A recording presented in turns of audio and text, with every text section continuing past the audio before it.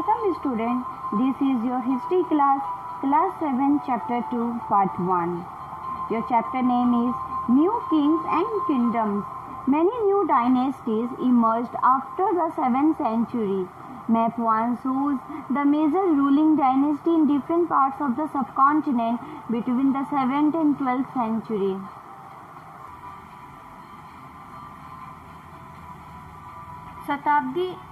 सातवीं शताब्दी के बाद कई राजवंशों का उदय हुआ। मानचित्र 1 में उपमहाद्वीप के विभिन्न हिस्सों में 7वीं से 12वीं शताब्दी के बीच शासन करने वाले प्रमुख राजवंशों को दिखलाया गया है। The emergence of new dynasty. By the 7th century, there were big landlords or warriors, chiefs in different regions of the subcontinent. Existing kings often acknowledged them as their subordinates or samantas. They were expected to bring gifts for their kings or overlords, be present at their courts, and provide them with military support. As Samantas gained power and wealth, they declared themselves to be Mahasamanta, Mahamandaleshwara, the great lord of a circle or region, and so on. Sometimes they assert their independence from their overlords. नई राजवंशों का उदय। 7वीं शताब्दी आते आते उपमहाद्वीप के विभिन्न भागों में बड़े भूस्वामी और योद्धा सरदार अस्तित्व में आ चुके थे। राजा लोग प्राय उन्हें अपने हित या सामंत के रूप में मान्यता देते थे। उनसे उम्मीद की जाती थी कि वे राजा या स्वामी के लिए उपहार लाएं, उनके दरबार में हाजिरी लगाएं और उन्हें सैन्य सहायता प्रदान करें। अधिक सत्ता और संपदा हासिल करने पर सामंत अपने अपने को महासामंत या महामंडलेश्वर यानी पूरे मंडल का महास्वामी इत्यादि घोषित कर देते थे। कभी कभी वे अपने स्वामी की आधिपत्य से स्वतंत्र हो जाने का दावा भी करते थे। One such instance was that of the Rashtrakutas in Deccan. Initially, they were subordinates to the Chalukya or Karnataka. In the mid-8th century, Danti Durga, a Rashtrakuta chief, overthrew his Chalukya overlord and performed a ritual called Hiranyagarbha, literally the golden womb. When this ritual was performed with the help of Brahmanas, it was thought to lead to the rebirth of the sacrificers as a Kshatriya, even if he was not one by birth. एक तरह का उदाहरण दक्कन में राष्ट्रकूटों का था। शुरुआत में वे कर्नाटक के चालुक्य राजाओं के अधीनस्थ थे। 8वीं सदी के मध्य में एक राष्ट्रकूट प्रधान दंती दुर्ग ने अपने चालुक्य स्वामी की अधीनता से इनकार कर दिया। उसे हराया और हिरण्यगर्भ शताब्दी अर्थ सोने का गर्भ नामक एक अनुष्ठान किया। जब यह अनुष्ठान ब्राह्मणों की सहायता से संपन्न किया जाता था तो यह माना जाता था कि इससे याजक जन्मना क्षत्रिय न होते हुए भी क्षत्रिय के रूप में दोबारा क्षत्रियत्व प्राप्त कर लेगा।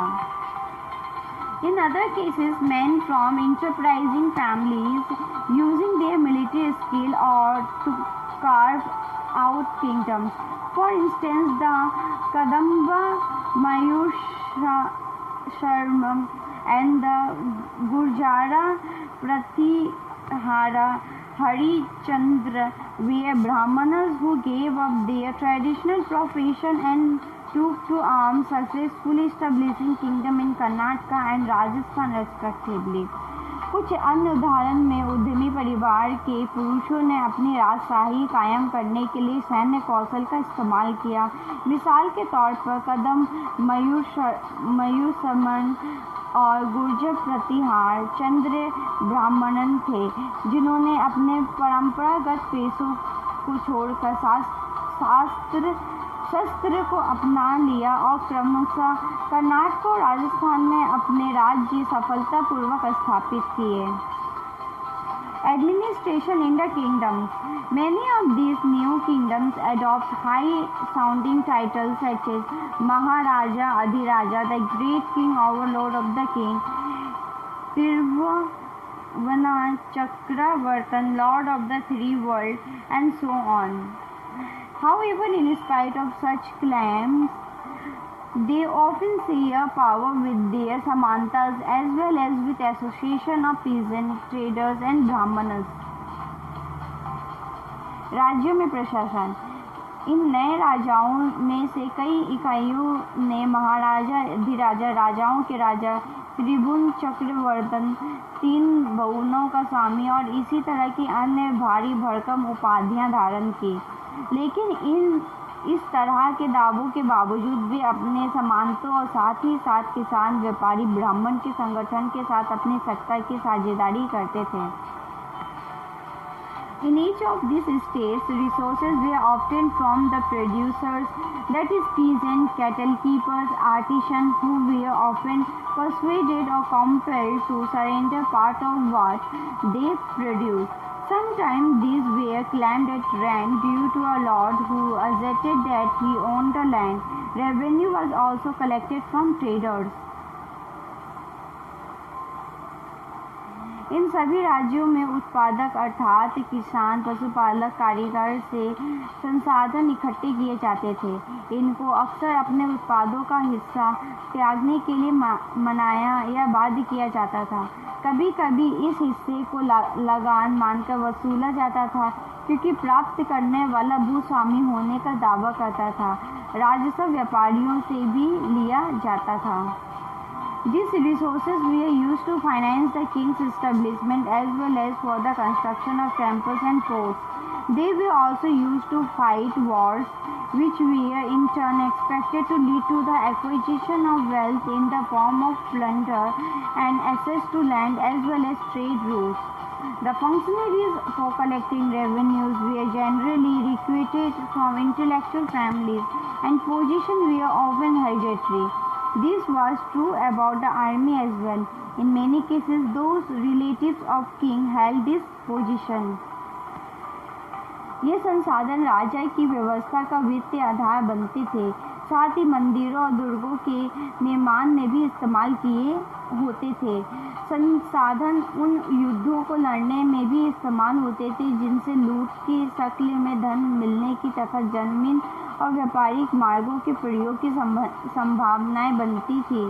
राजस्व वसूली के लिए पदाधिकारियों की नियुक्ति समानतः प्रभावशाली परिवार के बीच से ही की जाती थी और प्राय वंशानुगत होती थी। सेना में भी ऐसा ही होता था। कई बार राजा के निकट संबंधी ही इन ओहदों पर होते थे। This is the end of this video.